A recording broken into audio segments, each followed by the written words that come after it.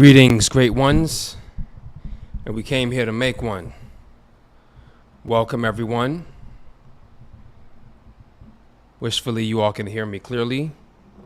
Check, check, check, check, check, check, check. Welcome, everyone. All right, I'm here.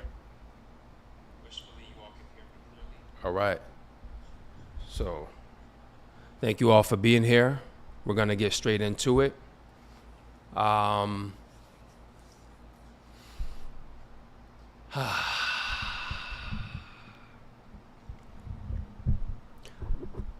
A miscarriage by the miss got me still trying to find myself. I'm in the mist. I'd be remiss to ask if you can miss something so much that was never known to exist. But here's the twist. My brother had a dream, said it might have been the other dude's. What the fuck? Or now reduces. She went for security with him, he's a producer. She ain't had a kid then or since. Guess we're all getting familiar to what we're used to.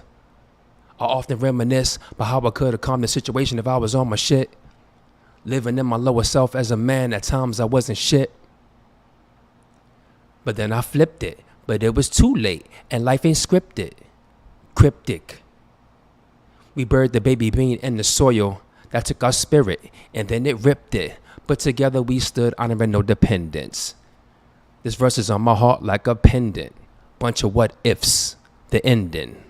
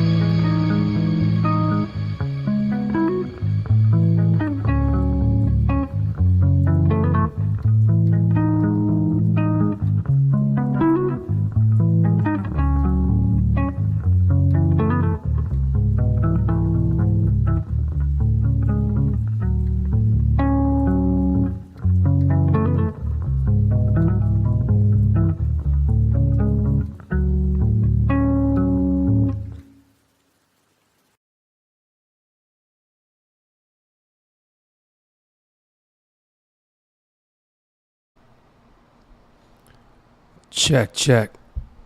Put a 9 in the chat. Put a 9 in the chat if you can hear me. If I'm coming in clear. All right. Let me check myself on YouTube.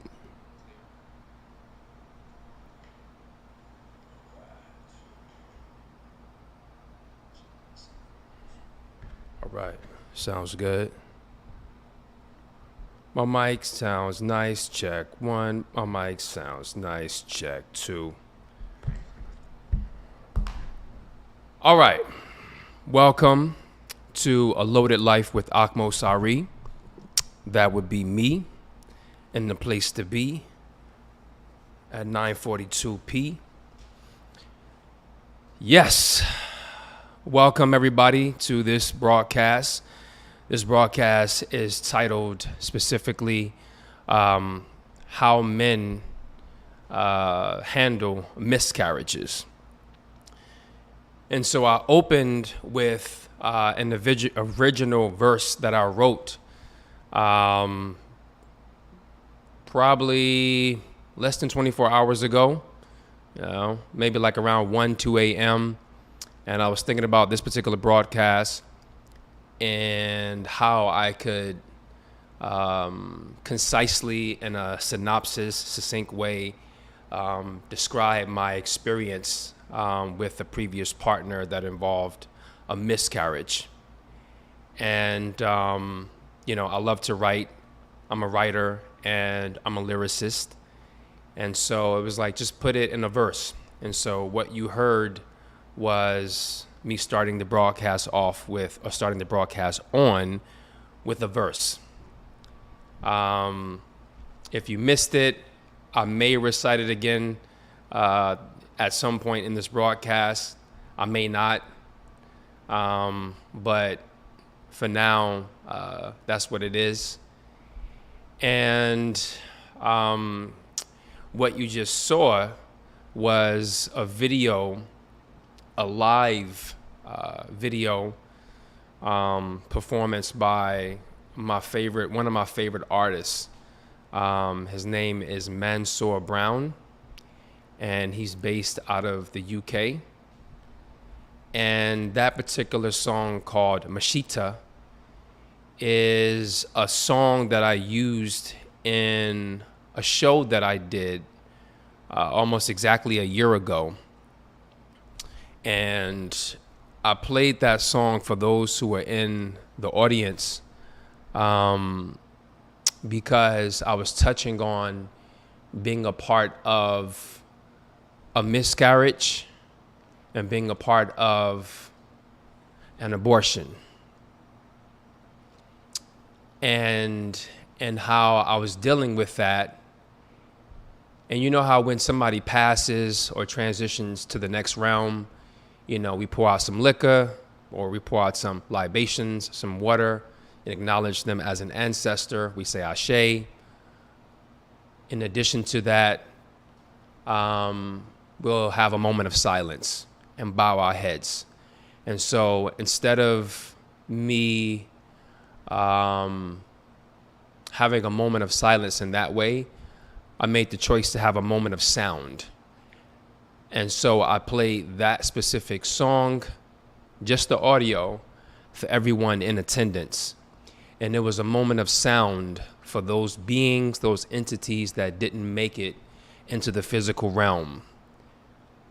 But they're still a part of our spirit, our psyche, our emotional body, and this existence, this experience.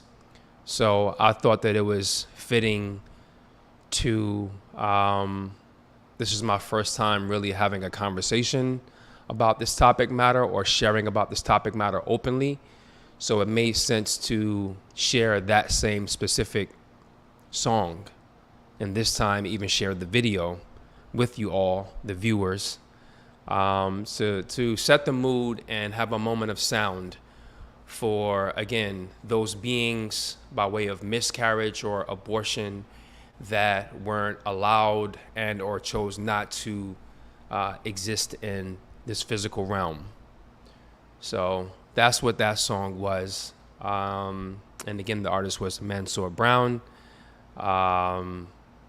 Fair use, fair use. So that was that. Getting into it. It appears to be a weighty topic matter. This will be one of 3 broadcasts, or this is one of 3 parts in terms of how many we do on each specific part. That remains to be seen. But one broadcast is going to be on close calls with pregnancy from a man's perspective. This particular broadcast is how men handle miscarriages. And then another broadcast will be how men handle abortions. Obviously, when we say miscarriage, close call, abortions, I probably shouldn't be saying that word on YouTube now that I think about it. So we'll just say abors. In terms of, how we deal with all 3 of those things, obviously there has to be a woman partner involved. So we're acknowledging her contribution and her sacredness, and we're not negating the woman who is and was involved. This particular broadcast, we just want to focus in on the man perspective about what it could have been like for the man involved, because oftentimes, when a miscarriage or abortion happens, much of the attention, the focus, the care, the concern is centered on the woman and what she's going through, her mental state, her emotional state, her spiritual state, and of course her physical body. And that's rightfully so, and that's fair, because she is the carrier of the seed. She's the carrier of the egg and the fertilized egg that is forming into an embryo and into a child at some point. The man is the carrier of the seed. So the majority of the focus and attention is centered on her. And she, like I said, rightfully so, she deserves that. But in this particular broadcast, and with where I'm at as a human and a man in life, I'm very much interested in sharing the man's perspective on sensitive topic matters. And this is one of them. This is something that I have firsthand experience with. I've had conversations with myself on, if I should ever share this publicly, on this particular platform. And I spoke about in my first broadcast when we were setting the guiding principles and setting the ground rules to be authentic and to be, vulnerable to an extent where power is gained and shared. So this is not easy for me to talk about this to you all, or with you all, and to the world. But I think it's a human experience that needs to be addressed.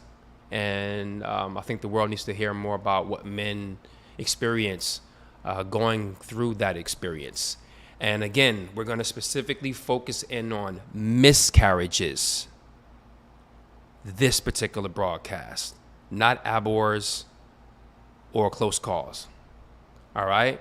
So with that being said, before I even get into it, would anybody like to ask a question or leave a comment that's in the chat?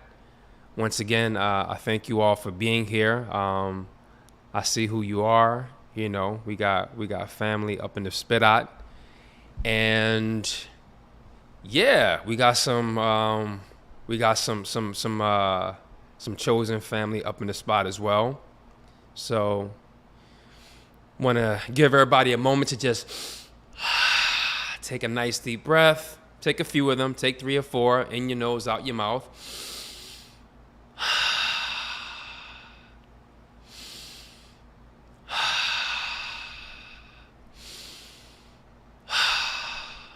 All right. So we have someone who said it's a painful experience. People checking in.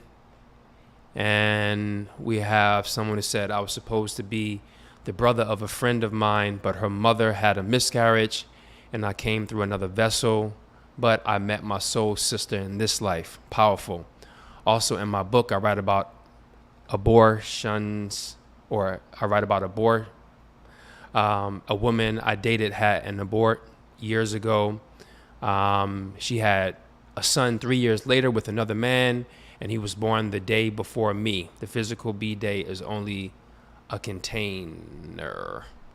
We have someone who said, my partner and I had a miscarriage before our two daughters that we have right now. Very painful for both of us. This is real, this is real. So even if you're not a man, you can still share what your man, your husband, your boyfriend, your partner went through, and we can get it going. So getting into it, sharing my experience. Lighting is good, audio is good. Let's get into it. So I was involved in a relationship about, I'd say 2016, 2017. And it was with someone who we were friends for some years. And then we made the choice to be in a relationship. We were both at a time in our lives where, we felt like we were ready for something a bit more substantial as it pertains to being in an intimate relationship, so we decided to go forth. Now, at that point, I was already in my mid-30s, moving into my late 30s, and she was a few years older, so she was already in her late 30s. And so the pressure was on more so for her to have children. And she wanted that experience. She wanted that to be part of her rites of passage as a woman. And rightfully so. I support that. And me as a man, I wanted that, to be a part of my experience as a man on planet Earth. And so, we had known each other for some years, and we had agreed that, okay, this is something that we both want. We trust each other. We know each other pretty well.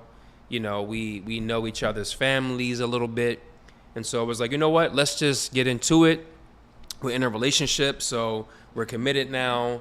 Marriage wasn't on the table at that point, but I think both of us were more so in a mindset of, well, we were less convinced and committed that marriage should take place first.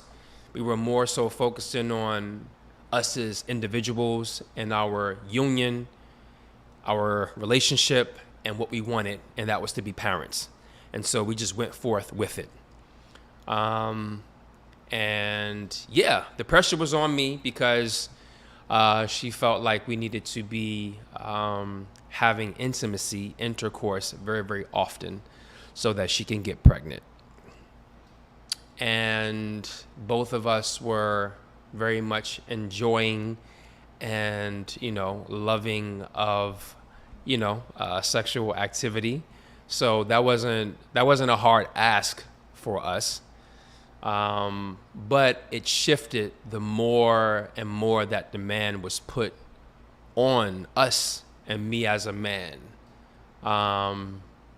Now, to be able to not use protection is a blessing, to be with your partner who you're exclusively with, and you have that closer connection. Let's just leave it at that. So we went forth, and as time went on, you could tell she was like stressing a bit more as to why it hadn't happened yet. There were other people in my life who they shared with me that they were trying. And for me, the whole concept of trying was strange, because from my headspace, I'm like, okay, anytime I hear somebody speak about they're trying to get pregnant, or trying to have a child, I flash back to my childhood and think that I recall that being something that, to be blatantly honest, like how I thought it was just like, isn't that something that I hear or that I've observed white people saying, that they're trying to get pregnant or they're trying to do X, Y, and Z? I don't recall, because I recall being younger as a child and seeing that on TV and movies or shows with them saying that. But as it pertains to quote unquote black people, I don't recall being around them and hearing that they're trying to get pregnant. Maybe I missed that. Maybe I wasn't paying attention. So when I got to the grown up stage and I'm hearing different people around me of all walks of life, but people who were around me who were black saying that they were trying to get pregnant, it stood out to me, and I was like, "This is interesting. This is. I'm still taking that in."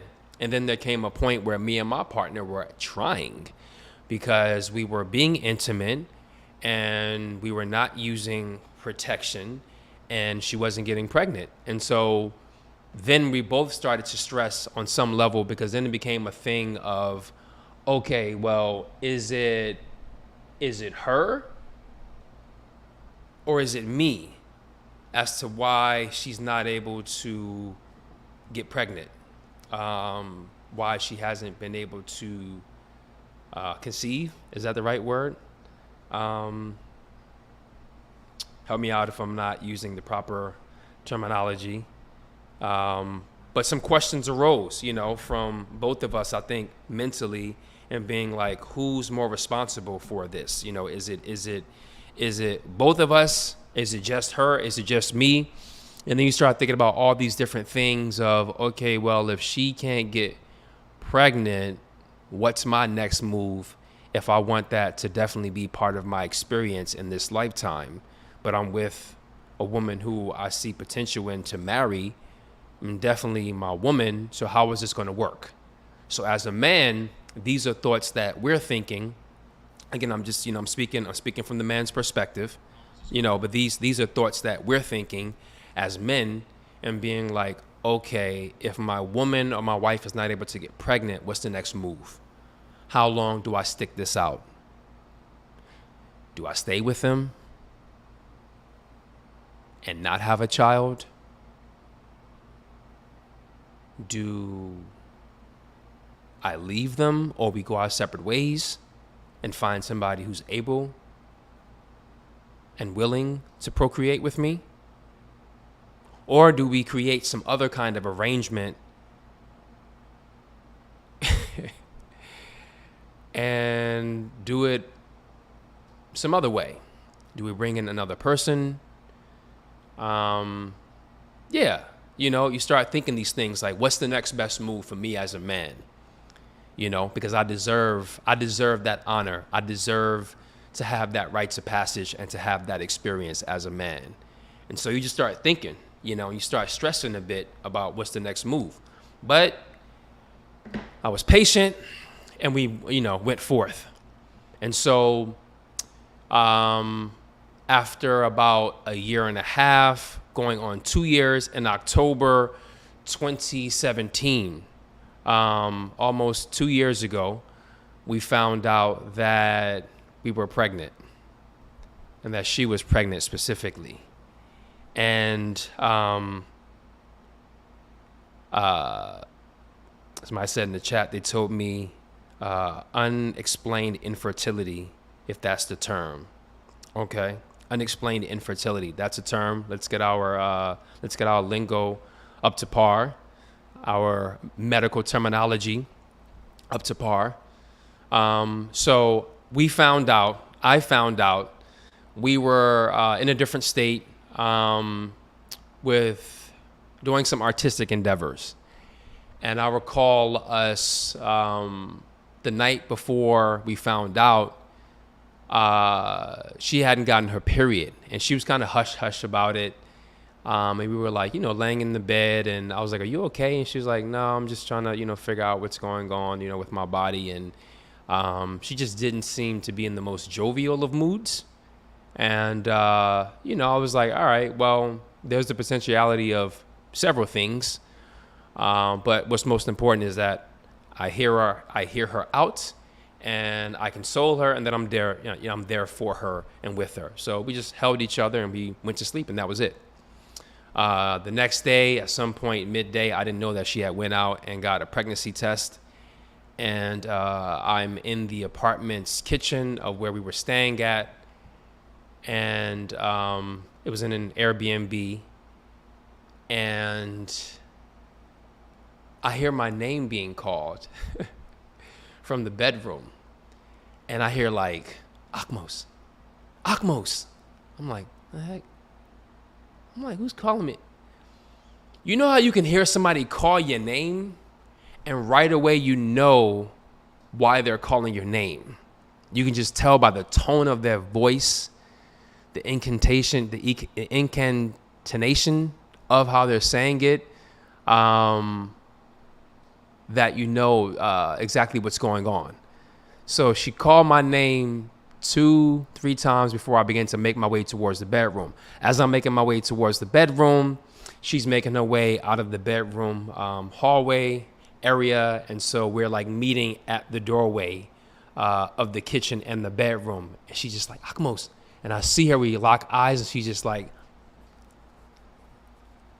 doing all this. And I'm like, what's, she's like, I'm like, are you pregnant? She's like, yeah. It was a very, very jovial moment. It was one of the best moments in my entire life as a human being thus far. To get such news. At that point, she was my fiance. And so it was like, wow, this finally happened. This is happening. And I think everybody who wants that experience, should have that right to have, that sensation of having your partner look you in the eyes with so much joy and jubilation and say but not say that you two are pregnant with your first child. It's such a beautiful thing. And so that began a new journey for us. We hugged and kissed and teared up and hugged and kissed some more and began to plan like the next moves. It was like, okay, that's taken care of. Boom. Here we go. All right. So both of us are just so excited. And we're like, all right, here's what we're going to do. So the next move, the first thing we thought about was to call our parents. Now, at that point, her father had transitioned already, Ashe. And so my father, who has transitioned very recently, Ashe, he was still here on earth physically. But I wanted to balance things out, and I didn't want to like call my father if she wasn't able to call her father directly, like on the phone. And so it was like, well, let's focus in on our mothers. Like mother was the primary focus on our mothers. And so it was like, all right, cool. So the first thing we did is we were like, all right, we're going to go out to dinner later on, and we're going to call our mothers. Before we went out to dinner, we walked around town, and we held hands the entire time, did some shopping. And I was actually going to wear the jacket that I bought from this company. That I didn't buy the jacket that day, but I bought some other items for her and for me that day that was from this company. Now, you'll see me wear it in upcoming videos, and you can see me wearing it in the first video that I did talking about the ground rules and the guiding principles. So yeah, we bought some things, had to take Bebe shopping. And then we went to dinner, and then at dinner we decided to call our mothers. Now, she called her mother first, if I'm correct, but I don't think her mother picked up. And so then I called my mother, and I think my mother picked up. And, it was a moment. And so that was that. All right. That was that experience. I want to fast forward because I could be long-winded. If we fast forward by about 4 weeks, Well, not even that. Once we got back to New York, we went to the doctors together. We went to about 2 doctor visits. And, you know, she was maybe like a week and a half, 2 weeks in or something like that. And so we started started doing all the planning for it. What's the next steps? What's the next, stages? And it was like, all right, cool. We got this. And then one day we woke up, and this is when the stress began. Because as I said in the verse that I shared earlier, I wasn't in my highest self as a man. I wasn't in my higher self as a fiance and as a partner. Specifically financially and economically. I didn't have a great job at that time. I was doing different kinds of work. I was a professional mover. I was doing some work in the schools on and off. And so I was in transition. I was consistently working, but just doing different forms of it. Sometimes things would be slow. Sometimes things would be sped up, And all in all, overall for that relationship, she was the breadwinner. Now, at this point, the months leading up to that, I was primarily the breadwinner. But overall, she was the lead. And so when it came my time, at that point, October 2017, it was like, okay, what's the next move? How much money do we have in the bank? How are we doing? How are we set up to start a family? And that's when she began to stress. Because it was just like, okay, I'm going to just be fully transparent right here. It was like, we're fucking broke. You know what I mean? Like, we're fucking broke. We were living good. And I wasn't doing what I needed to do as a man. And I wasn't pulling my share financially. I wasn't pulling my load as much as I should have been consistently. And so that stress on her of what are we bringing this child into? What kind of world are we bringing this child into? I was born into poverty, financial poverty with my parents. We had love, we had knowledge of self, we had family, we had direction, we had food, clothing, shelter, we had the basic necessities and love and family. There were some shortcomings as well, but financially we weren't well off. We were in the lower socioeconomic class. And so I never wanted to be a parent, neither one of us. She was from the middle class. Neither one of us ever wanted to bring a child into this world into poverty. And so for her, it's like, okay, I'm freaking out because we don't have the answers right now. We don't have a solid plan and we don't have the money. I'm instilling in her, we're going to find a way. We're going to work this out. We're going to do this. I'm going to do this. Just do your best to remain calm and don't overly stress, because if you overly stress, that's going to transfer down to your body, your mind, and the baby. So that was that. I tried to do what I could do.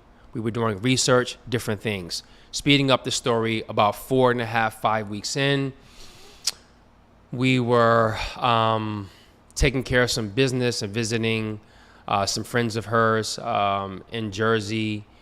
And I go to a family member's home, and I was going to go there first, and then she was going to meet me after she spent a little bit more time with her female friend. And we were going to have our first official sit-down conversation with my family member, my sister and her husband, who, this is 2017. My sister and her husband, or fiance at that time, who had just given birth Yes, they had just given birth to their first child. And it was like, all right, they've been a couple. We're inspired by them and how they move as a couple. And so we're going to have our first official sit down as two couples and, let's try to gain some wisdom from them and let's just talk about it. So I was very, very excited about this. And I make it to this family member's home, and then I get a call or a text message from my partner at that moment. And she's just like, hey, I'm not feeling well at all. I'm experiencing some pains in my abdomen and in that region. And so I'm like, okay, let's just breathe. What time do you think you'll be able to get here? Do we need to call a car as soon as possible? And so we made the choice to, whenever she was ready, in about 10, 15 minutes, to call her a car to have her come to the family member's home. We did that. She got there, and, the mood had shifted, obviously, and my family members, the couple greeted her with open arms, and they had, been made aware as to what was going on with her in real time. And so we still had a little bit of food, very, very brief conversation, because the goal was on focusing on getting her what she needed to feel better and to feel comfortable. And so after a little bit of food, a very, very brief conversation, a few exchanges, she went into the guest bedroom and just laid down. And so it was like, just lay down as long as you want, baby. Whatever it is you need, water, let's do some research about what you need. I think that was on a Saturday or a Sunday. And we were like, come Monday, first thing we're going to do is we're going to go to the doctors, And so we had like a day and a half left before we did that, because I think this was a Saturday evening. And that's what the plan was. And Monday came, and we went to the doctors. And I went with her, and this wasn't her usual doctor. It was more like a clinic. And so we went in, and in my mind, I'm thinking, okay, I am her fiance. We're engaged, and we're pregnant. She's pregnant. They would allow me to be in the room as she's speaking with this medical professional about what is happening and about what is going on and what the next steps should and could be as a couple. I get there, conversations are had, some papers are signed, and she's going into the back room without me. And I'm like, okay, what's that about? And so I'm like, I don't want to cause a commotion or a stir. So she's back there. So I'm messaging her real quick, like, hey, like, what's the deal? Like, I want to be back there with you. And, she's sharing with me that they had said to her, or contractually wise, that I'm not able to be back there with her in the room as she's speaking to the medical professional. I'm like, okay, I'm not cool with that, or not okay. So I speak to the woman at the front desk, like, listen, I want to be back there. And they're like, well, we can't allow you back there. And so it was like either me raise hell and make a big scene. There were already like 5 to 6 other people who were in this small office space, who were all like in the waiting room, and everybody had their own individual, like, somber or concerned look on their face. Otherwise, they wouldn't be there. So it was like, all right, let me just take a deep breath, trust, and just fall back and just have a seat, sit down, and just trust that she's got this. If she needs anything, needs to come out and talk to me, I'm here. If I'm needed to come in, I am here. And so I waited. I waited for about 20, 30 minutes or so. She came out. She was speaking to them at the front desk, and she shared, upon us exiting, that she was having a miscarriage and that there wasn't much that they can do to stop it. And it was like you either have two options. You either take the medication that we're prescribing you to kind of force it out of your system and your body in a natural way by way of this pill or these pills, or you do the natural thing and just let your body dispose of it naturally, because they ran some tests, took some pictures internally, and it was shared that the miscarriage is happening. And it's only a matter of time before it's going to be discharged. And that she was advised it makes more sense to take this medication because it would help overall with the pain or just get it out of your body quicker, versus trying to go the natural route, and it could be a bit more painful, or you don't really know what that can turn into. It's more variables with that. Her being who she is and me being who I am, we chose to go with the more natural route and just let her body naturally discharge of what was inside of her. I don't even know if you can call it an embryo. Is the proper terminology a zygote? Help me out here. I took a college course on this, but that was over 20 years ago. And so this is a conversation. So feel free to help me out with the appropriate terminology. So we went the natural route. Fast forward to close the story a few days later. We're now back home in our apartment in Harlem, New York City. And again, I was in the bedroom and she was using the bathroom, and I heard her call my name in a different way. And it was like, Akmos. And so I'll make my way towards the bedroom door, and she's making her way from the bathroom, the living room, towards the bedroom door, and she opens up her hand. And in her hand is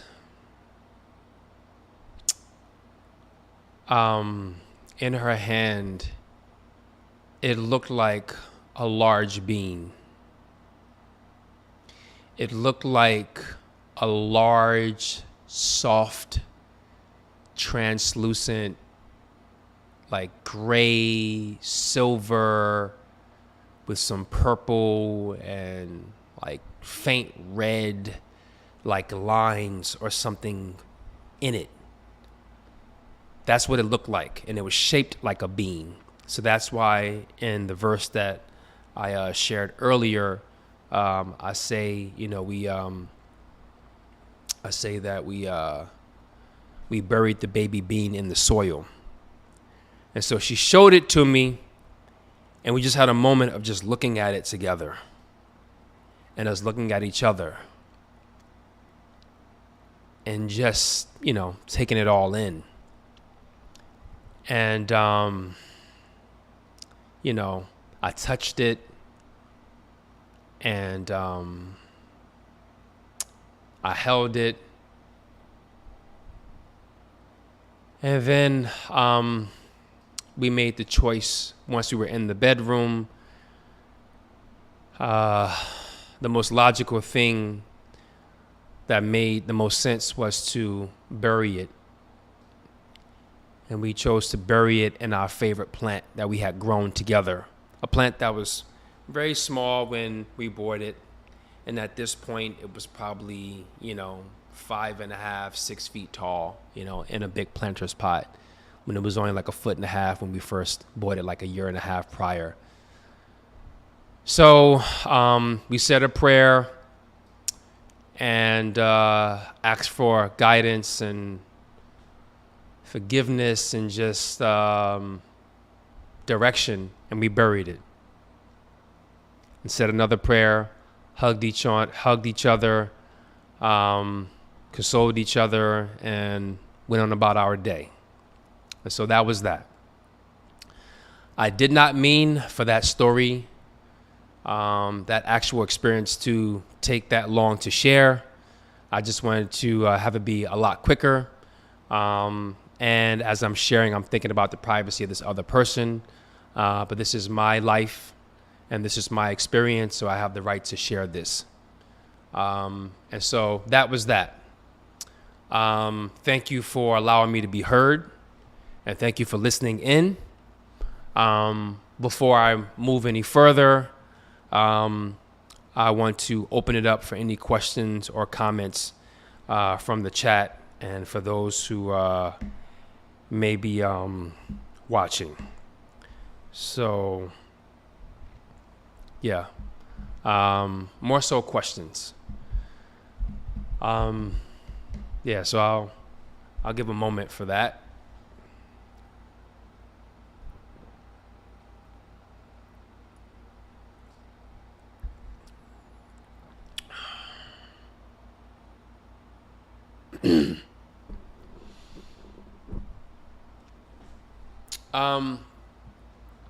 Now, if you want me to repeat the verse before I get into my other points, put a 9 in the chat. If you're good, you already heard it, put a 6 in the chat.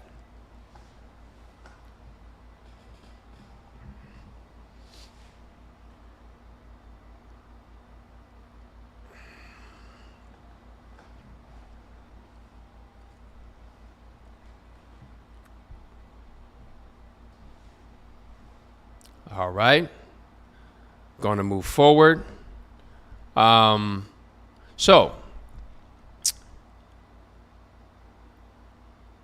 where I'm at right now, I don't really deeply visit the conversation with myself. I have moments and it'll crop up in my mind as I think about where I'm at in life and, you know, the goals that I still want to attain. It'll crop up in my mind, seed cropping up. It'll crop up and I'll focus in on it for just a little bit and then I'll just leave it be and be like, that was in the past. I've done the work to heal from that, or at least I think I've done the work to heal from it. A loss is a loss, if you can call it a loss. A loss can also be a gain in some way in this life experience. So be it somebody transitioning or passing on from this physical realm, whether they've lived a full life or it being a miscarriage. You still feel it. And I'm not exactly sure if you ever heal from it. I'm still in the younger stages of these experiences of losing someone or having someone or something that is super important to you not be here physically any longer. So I'm still dealing with it. And I'm healing. I'm not exactly sure if I'm completely healed, and I don't know if I'll ever be completely healed, because I take responsibility and agency in why the miscarriage happened. And so it's a practice in forgiveness of self, excuse me, and forgiveness of the other person, and just being complete with the situation and accepting it for what it is. And there's nothing that you can do to change it at this point. You did what you can do in the moment and you have to move on. But there's still questions that arise. And so I see some 9s in the chat. So I won't spit it. I won't recite the verse as I came in saying it. I'll just recite it as a poet of the sort, or just read through it. And so this is something that I wrote, again, less than 24 hours ago. And it goes, miscarriage by the miss got me still trying to find myself. I'm in the mist. I'd be remiss to ask how you can miss something so much that was never known to exist. But here's the twist.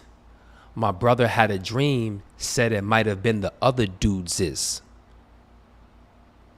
What the fuck? Oh, now we deuces. She went for security with him because he's a producer. She ain't had a kid then or since. Guess we're all getting familiar to what we're used to. I often reminisce about how I could have calmed the situation if I was on my shit. Living in my lower self as a man, at times I wasn't shit. But then I flipped it, but it was too late, and life ain't scripted. Cryptic. We buried our baby bean in the soil. That took our spirit, and then it ripped it. But together we stood, honoring no dependence. This verse is on my heart like a pendant. A bunch of what ifs, the ending. So, with that particular verse, I touch on a synopsis or rendition of that experience. And I don't want to get into all the lines. What I said about my brother having a dream is true. At the ending of our relationship between her and I, there were other people involved. You know, I'm not sure who stepped out first, but I didn't have sexual intercourse with somebody else the entire time that I was with her. Was I cheating for the first time ever as a grown person? By energetically giving my attention and energy to someone else, to another woman, by doing some sexual acts? Yes. But did I have sexual intercourse with another woman? No. So, but towards the end of our relationship, I'm not able to say the same for her. However, to be fair, what we're talking about, the miscarriage time, was probably 5 to 6 months before our relationship ended.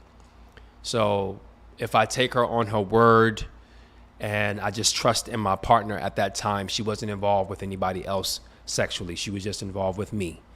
So to be fair to her, the seed that was in her was my seed.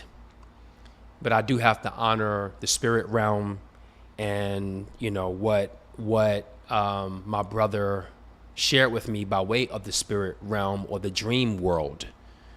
And it just makes you, you know, take a step back and be like, okay, this other person who she went to be in a relationship with, went on to be in a relationship with, you know, they were friends the entirety of our relationship.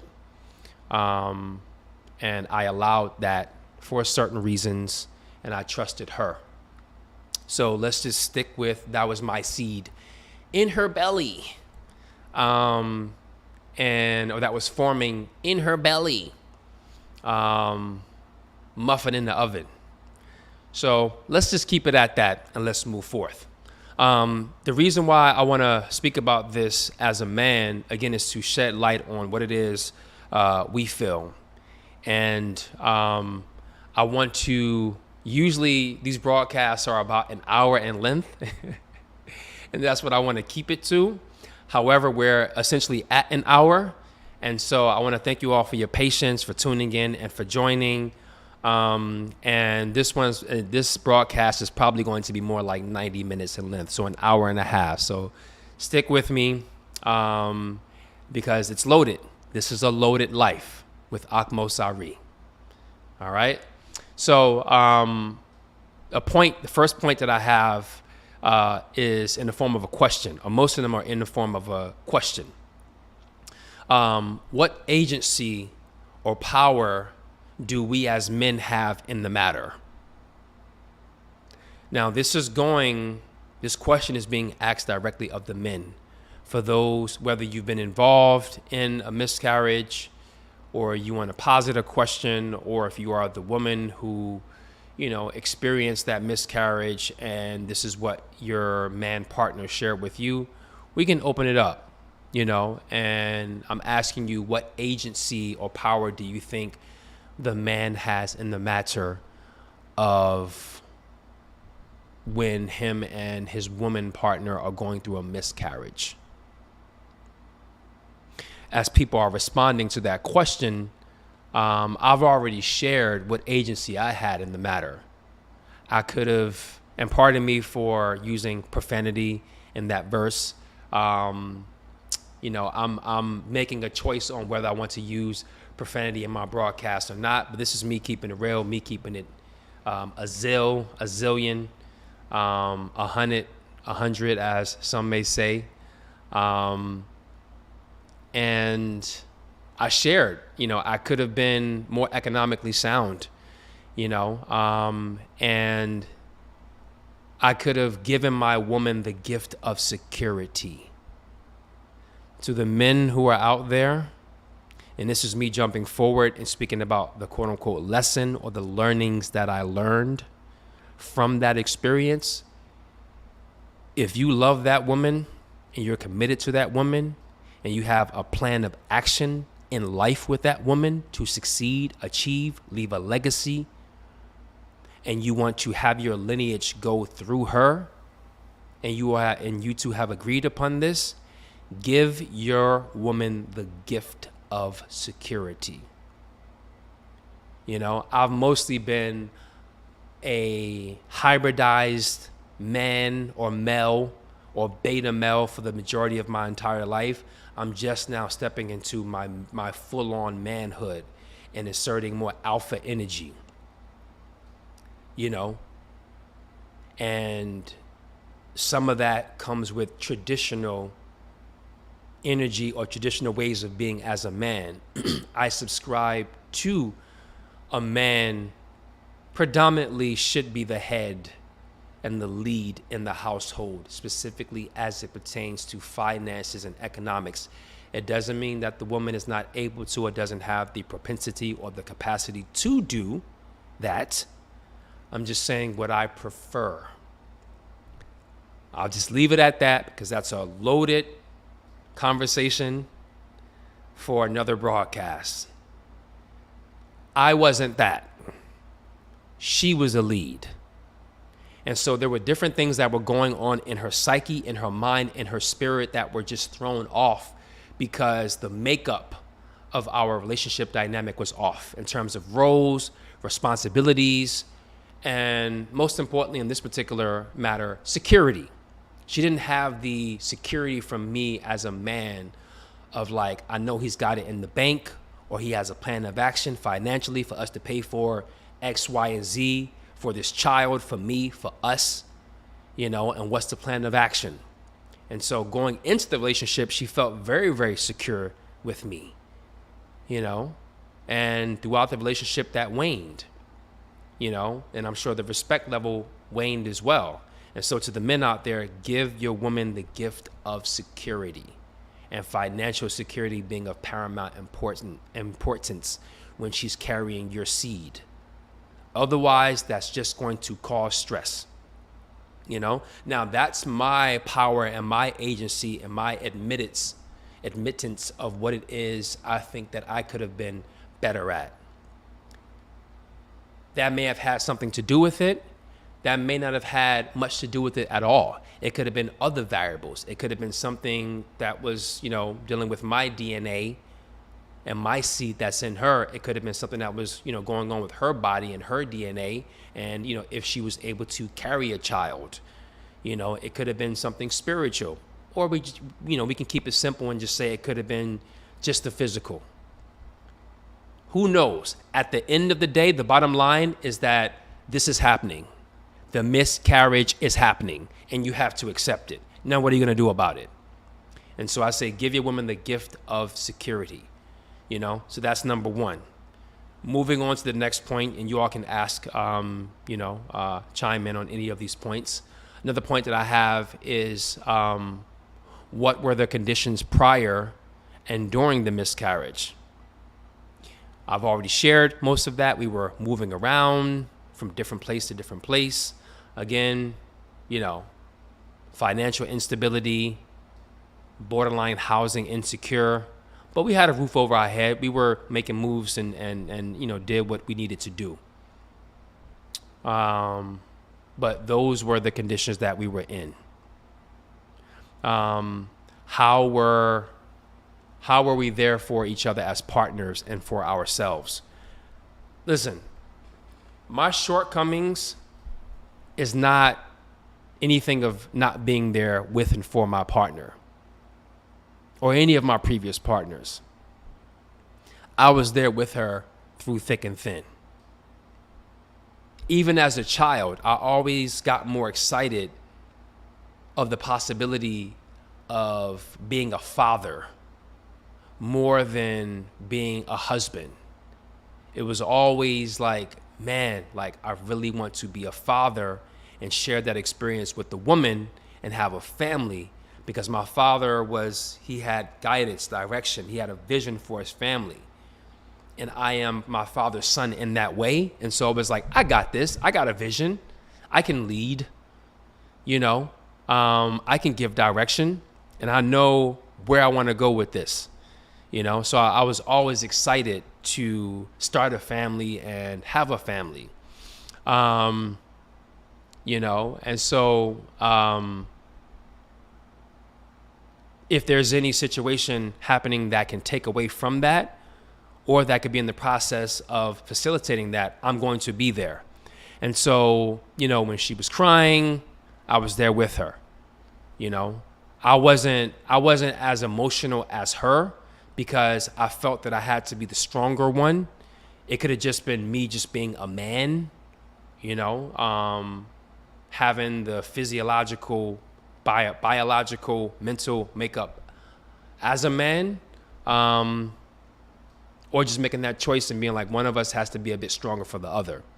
So I was there with her. Whatever it is she needed, I was there. And so I think that that's a part of giving your woman security, is to, even if you can't give her financial stability, do what you can in that moment. And even if things are going south and the boat is going down, or the plane is going down, or the ship is, things are going awry, see it through to the end. That's a form of security, and being like, he didn't bail. I didn't bail. I was there with her. And so I welcome you all, chiming in and, sharing what agency, men have in the matter. How were you there? How was your, mate there for you when you were experiencing that? Or a story that you heard from a friend, a coworker, a loved one. What were the conditions? Point number 4 out of 5 is, how differently does a man feel in relation to the woman? For me, I felt kind of numb.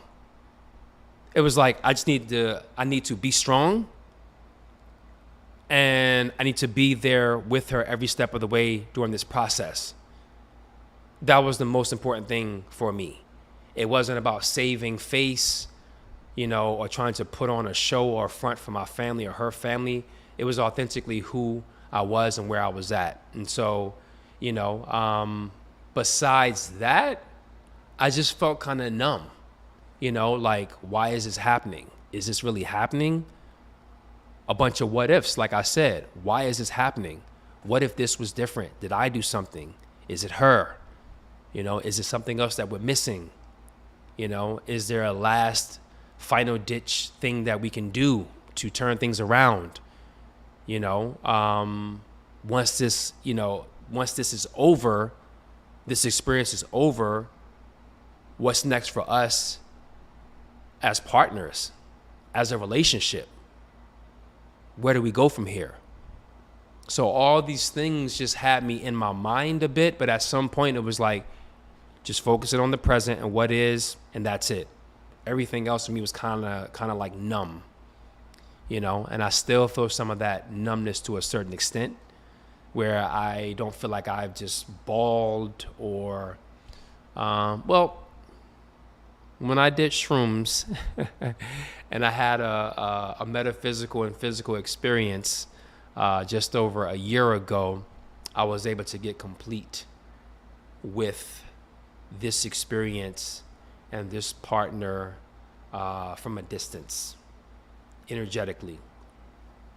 Aside from that, it's not something that that I cry about, and I'm not sure if I'm supposed to be doing that, or I'm not certain if I'm doing the right thing by just moving forward, or if I should take some time out and maybe go into deep ceremony and light some candles and create a prayer and pick a certain kind of candle and face a certain direction. I don't know. You all share with me. What should I do? I'm open to ways that you think that I should be healing. I welcome that. The last point, how have we healed? Are we healing? I think that I'm healing. It might be a lifelong journey and process. It might come with the territory. Sometimes I feel like I'm healed, but most of the times I feel like I'm not healed. I just feel like I'm healing. So I'm in process. So that's the most that I can say about that. All right. That's the most that I can say about that. And again, my wisdom to share, well, not wisdom, because here we don't just say wisdom, we say wisdom, which is wise, the word wise, combined with the word or the original sound of the universe. Om. So we combine those two, wisdom instead of wisdom, because I hear dumb and I think of being dumb, and I prefer wisdom. Is that cool? Cool. All right. So the wisdom that I learned, I shared. Give your woman the gift of security and have a proper plan of action for how you're going to go about if things go north or things go south. And speak about it at length beforehand if you can. Definitely during. So some of that I didn't do. Some of that we didn't do. And just have your affairs in order. I like that word, affair. Have your life in order as best you can. I did the best that I think that I could do with my present state of consciousness at that time. And so I've had to learn to forgive myself and be complete with that. So that's that. So that's my sharing. I want to open it up for any questions, any comments that you want to share, and I can feed off of that for the next few minutes as we deal with this topic matter. And I'll share that the inspiration for this broadcast came from a broadcast that I was watching late yesterday evening. It was a broadcast. I'm pulling it up right now. It was a broadcast on the, what is this? It was the Black Magic 363 YouTube channel with Brother Rich, Supernova Slum, and Red Pill or Red Pillar. And they were discussing topics around manhood and the red pill community and the manosphere and emotional intelligence and just, things that, relations with women, relationships, and just manhood talk. And they got very vulnerable and detailed, and it was a very powerful sharing amongst grown men, and it was beautiful. And one of them had agreed that they would do a broadcast, speaking about vulnerability, amongst men, and a similar kind of topic matter about like miscarriages or abortions, or just how men deal with being a father. It was something in that realm. And so for me, because this was already on my mind, already on my consciousness of dealing with this real life situation that I'm going through, and it was like, all right, well, this broadcast, A Loaded Life with Akmo Sari, is about me delving into these topic matters of the human condition and the human experience, and us really getting granular and really getting in there in reference to what it is to be human, and getting off the surface level and digging a bit deeper into it, and like really looking at the psyche of the human, the mental state, emotional state, and all that. And wishfully we could learn something from these experiences that we're having in our lives that make it a loaded life. So that was the inspiration for this particular broadcast. And so I was like, you know what? I'm going to focus in on this topic matter specifically. And you know what? I'll just make it a series and different broadcasts focusing in on these specific three things. So that's where that came from. And yeah, we're here. So that was my share. And I want y'all to chime in. I've there's been a few people in the chat who've been, leaving comments and showing love, and I'm not gonna call people's names out. You can see it in the chat, but you can leave a chat, leave it in the comment section, and we can continue the conversation and continue the live-a-log, not the dialogue, the live-a-log, and continue to heal and help each other heal as humans, and as men, help each other heal as men. And so I welcome anybody who wants to leave a comment or ask a certain question, in the chat. Don't be scared, because I don't want it all to be me. I'm thankful that this stream has had 4 or 5 people viewing at one time. That's a record. That's a new record for me. This channel, before I started, had 10 subscribers. Before I started this broadcast, had 10 subscribers. Ideally, by the end of this, it's going to have at least one more. And so, my live streams is usually just me talking primarily. And so anytime I get you all in the comments and the chat, this is when it becomes a community conversation amongst us. And we can share, learn, grow, experiment, and, even maybe have some fun in the process. It shouldn't all be heavy and weighty, even with this topic matter. Do something with it. It was fun to write a verse. And it was like, man, it took you almost 5 years, literally, to write a verse, a full-on verse about this topic matter. I may have written a line or two in a few songs prior, but it was like, it took you that long. It took you almost half a decade to even come up with a verse out of nowhere. And so it's a process. Healing is a process, but I want to be able to have a conversation, with you all. So some people are saying that was potent, regardless of, how and why it happened. It was devastating. People, showing their condolences for us both, for me. It's been painful. So, but this is part of the healing process. So I'm not going anywhere until we're at the 90-minute mark.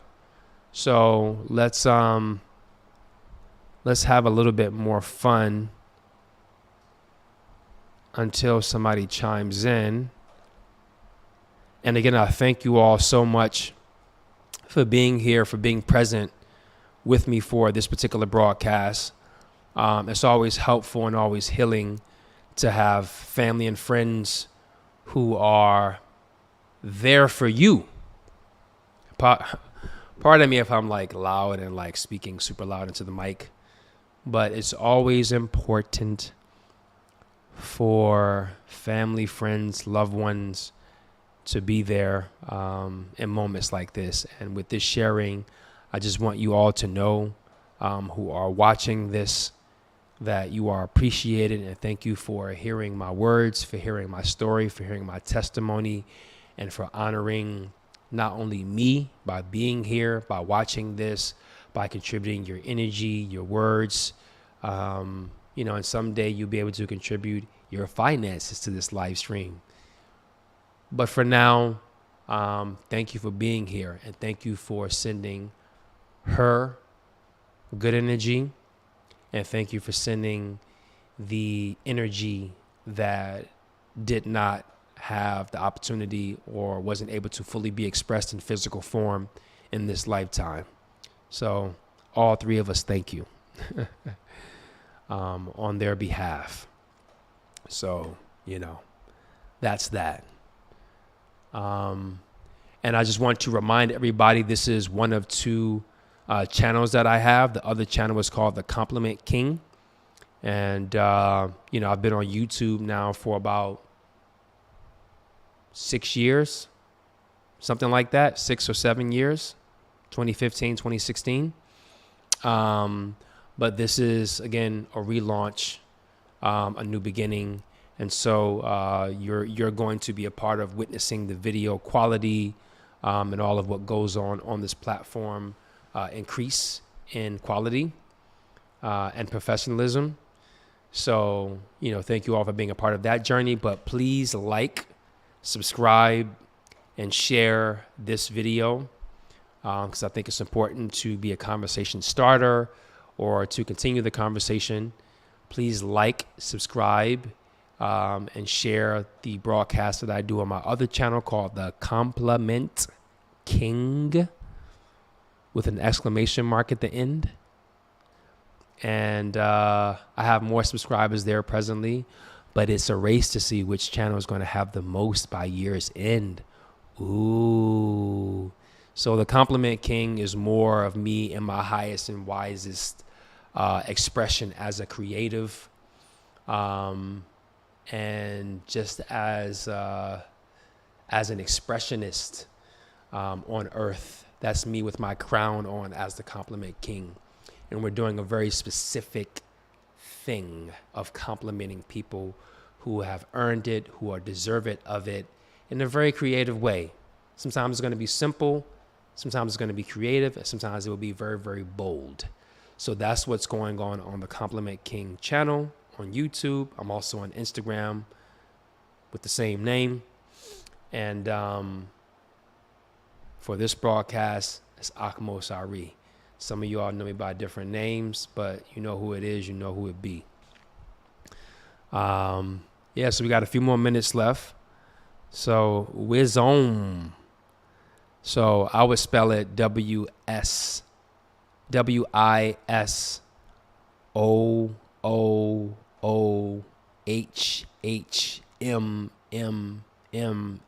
or something like that. But with the Z there, that sounds cool as well. So that's that.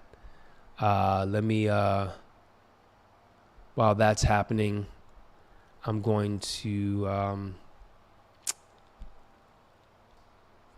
pull up something.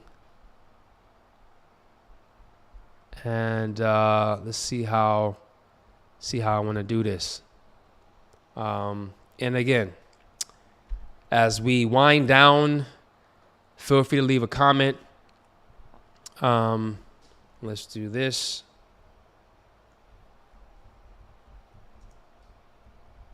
And I'm thankful that some growth happened today. Some growth happened for me as a human. Some growth happened for me as a professional. And I was finally able to identify how to play music and screen share, and for you all to see what I see on YouTube.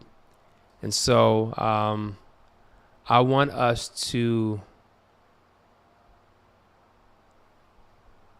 go out a similar way that we came in. Let me see what we got here.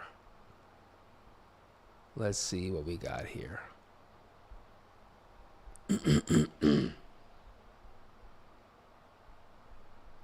And you know, if you have someone who you know has very recently experienced a miscarriage, reach out to them, show them some love, show them some care and consideration. And say a prayer for them, you know, no matter how far back it's been since they've had one. So say a prayer for them. And for me, this is my prayer for them, a moment of sound. Once again, Mansour Brown, Mashita.